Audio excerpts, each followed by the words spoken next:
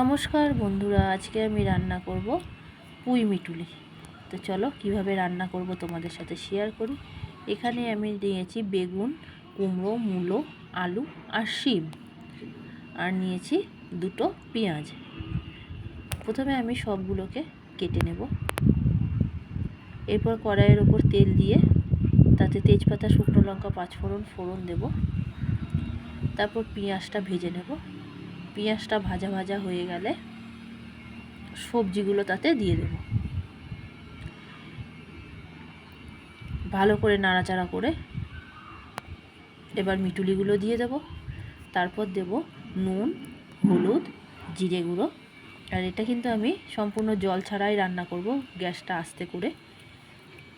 তারপর চাপা দিয়ে দেব কিছুক্ষণ।